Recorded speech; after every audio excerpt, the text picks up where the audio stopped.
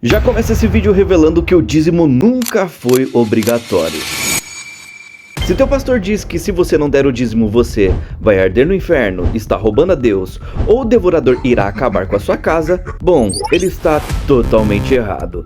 Dízimo nunca foi mandamento.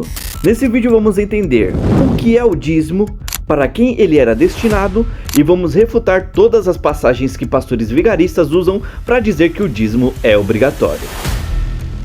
O que é o dízimo? A palavra dízimo vem do hebraico e significa literalmente a 10ª parte. Mas a pergunta correta não é quanto era o dízimo. A pergunta correta é: dízimo de quê? Quando você abre a Bíblia, descobre algo que quase nunca é dito nos púlpitos. O dízimo bíblico nunca foi somente dinheiro, principalmente na Era do Bronze, onde se passam as histórias bíblicas.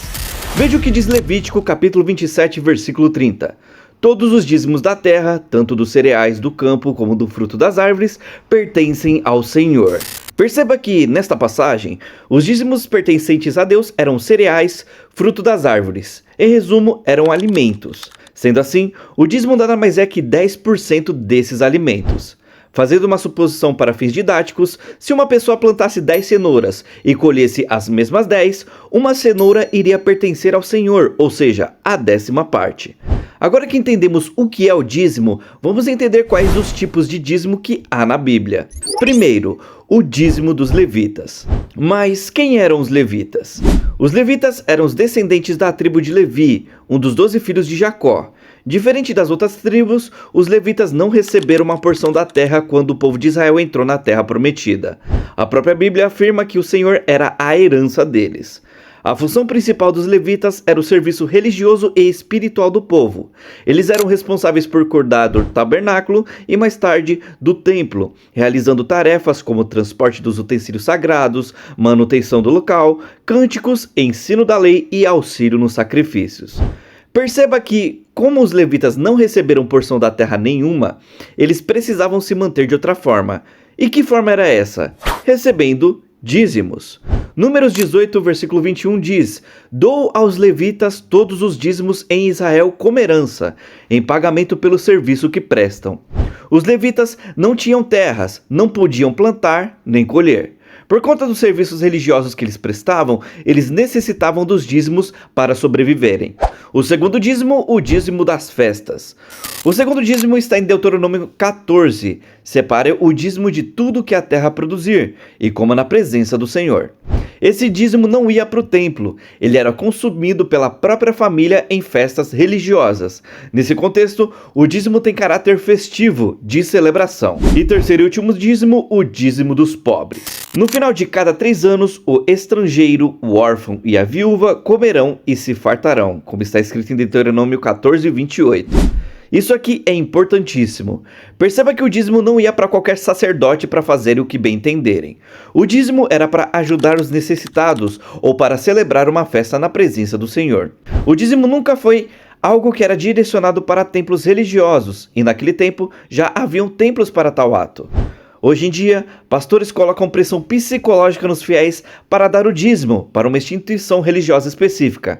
Mas a verdade é que o dízimo tinha um objetivo completamente diferente e com certeza não era encher o bolso de pastor. Em resumo, o dízimo era para atos nobres e raramente você verá um pastor pegando o dízimo dos fiéis e direcionando para o pobre e para a viúva. Porque o dízimo não é obrigatório. O dízimo não é obrigatório pelo simples fato da Bíblia jamais ensinar uma obrigatoriedade do dízimo. Jesus nunca ensinou que o dízimo deveria ser direcionado a templos, e não há um registro bíblico sequer dos apóstolos ensinando que o dízimo era um mandamento ou algo do tipo. Pelo contrário, o que os apóstolos ensinavam é que as ofertas deveriam ser dadas de coração, com aquilo que a pessoa teria condição de dar. Como está escrito em 2 Coríntios 9:7, cada um contribua segundo propôs no seu coração, não com tristeza ou por necessidade, porque o Deus ama ao que dá com alegria. Perceba que a pessoa deve contribuir segundo propôs o seu coração, é algo voluntário. Não existe uma única ordem na Bíblia para dar o dízimo de forma obrigatória. Se você não tem condições de dar o dízimo na sua igreja, não dê. Se você tem condições e assim seu coração mandar, dê com alegria. E agora que eu toquei em versículos que falam sobre o dízimo, vamos ver as passagens mais utilizadas por pastores vigaristas para manipular os fiéis, dizendo que o dízimo é obrigatório. Primeiro, vamos ver o texto de Malaquias 3:8 que diz: Roubará o homem a Deus? Todavia vós me roubais e dizeis: em que te roubamos? Nos dízimos e nas ofertas. Este versículo é amplamente utilizado por pastores manipuladores. Eles dizem que quem não dá o dízimo na igreja todo mês está roubando a Deus. Mas vamos ver o que o contexto deste versículo diz. Primeiro, falando de contexto histórico, Malaquias foi escrito 400 anos antes de Cristo. Isso significa que naquela época nem existia igreja como conhecemos atualmente.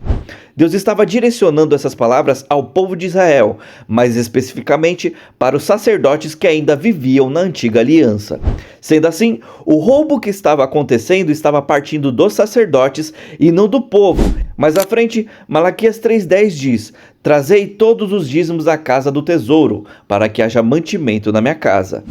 Perceba que o dízimo era alimento, era mantimento. Sendo assim, os sacerdotes estavam roubando os dízimos dos alimentos. E você deve estar se perguntando, se a casa do tesouro não é uma igreja moderna como conhecemos, então o que era? Basicamente, a casa do tesouro era um depósito no templo, usado para armazenar grãos, vinho e azeite. Nada disso tem relação com salário, conta bancária ou envelope de oferta. Sendo assim, se teu pastor disser que você está roubando a Deus por não dar o dízimo para uma igreja moderna, pode mandar ele estudar a Bíblia sem medo. Outra passagem muito utilizada por pastores é quando Abraão decide dar o dízimo dos espólios de guerra, que está em Gênesis 14:20, que diz: E bendito seja o Deus Altíssimo, que entregou os teus inimigos nas tuas mãos. E Abraão deu-lhe o dízimo de tudo. Neste contexto, Abraão havia conquistado uma grande vitória sobre seus inimigos e decidiu dar o dízimo ao Melquisedeque dos espólios de guerra. Mas este ato não foi por conta de algum mandamento. Ele deu o dízimo como ato de gratidão, um ato voluntário, sem qualquer pressão psicológica. Outra passagem distorcida por pastores é a passagem de Mateus 23:23, onde dizem que Jesus falou do dízimo. Portanto, é uma obrigação de todo cristão dar o 10% do salário, certo? Errado. Ai de vós, escribas e fariseus hipócritas, pois que dizimais a hortelã, o endro e o cominho, e desprezai o mais importante da lei, o juízo, a misericórdia e a fé. Deveis, porém, fazer estas coisas e não omitir aquelas. Perceba que Jesus cita assim o dízimo que os fariseus davam, mas Jesus faz uma dura crítica a eles, pois eles davam o dízimo da hortelã, do endro e do cominho, perceba que são alimentos, mas ignoravam a lei, o juízo, a misericórdia e a fé. Para Jesus, o importante não era os 10% do salário ou dos alimentos. Para Jesus, o mais importante é o amor, a misericórdia. De nada adianta uma pessoa dar o dízimo religiosamente na sua instituição e ignorar o amor ao próximo, a empatia e a misericórdia. Sendo assim, seja dizimista por amor, por gratidão, por vontade própria. Mas se você não quiser dizimar, Deus não vai te jogar no inferno eterno ou vai mandar o devorador para acabar com a sua casa. Eu falei um pouco sobre isso também no meu vídeo de táticas que pastores usam para te manipular. Eu vou deixar na descrição para vocês conferirem também após este vídeo. Se vocês gostaram desse vídeo e se esse vídeo abriu seus olhos, por favor, deixe seu like, comente a sua opinião se o dízimo é ou não obrigatório aí nos comentários e também se inscreva ativando todas as notificações para você não perder nenhum vídeo. Deus abençoe a vida de todos vocês.